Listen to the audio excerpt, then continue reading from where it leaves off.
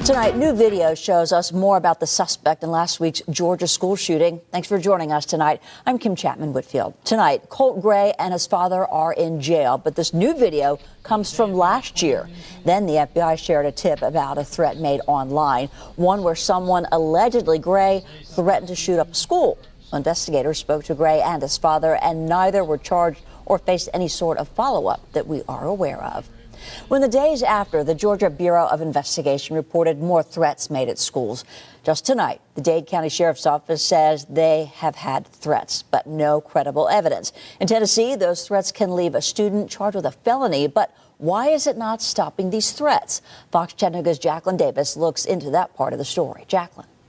Yeah, Kim, there have been at least 8 school threats here in Hamilton County since school started just a few weeks ago. I spoke with an attorney and an education expert about the felony charges and if there needs to be more done.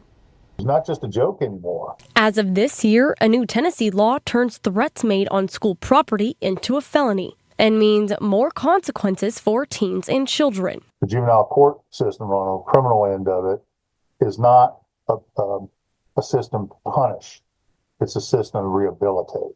Attorney Robin Flores says if a student receives a felony for school threat, it will have long-lasting effects. It can have long-reaching impact on someone who's 14, 15, 16, 17 years old. Dr. Justin Robertson, Hamilton County School Superintendent, told us last week. The felony charge, it doesn't matter if it's valid or not valid, they're going to be charged with the felony. According to Tennessee Safe Schools report, between 2021 to 2022, there were 127 instances of guns on campus. From 2019 to 2020, it was only 66. That itself is another felony, which is a conviction leading to 6 years in prison and thousands of dollars in fines. Yes, there's repercussions for it, and I'm sorry if it's overreach, but at some point we have to tell people quit doing false threats, and we got to identify real threats and take action on those.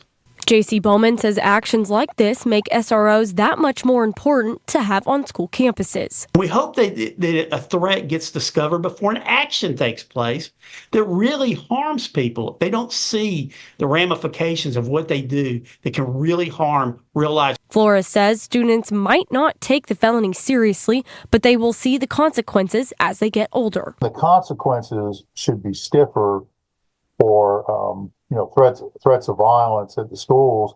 And as we've seen over and over again, these threats of violence aren't always hollow.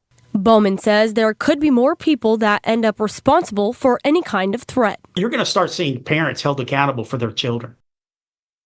Dr. Justin Robertson says if there is a threat made by a student that is not credible, the school district will work to get the student back in school.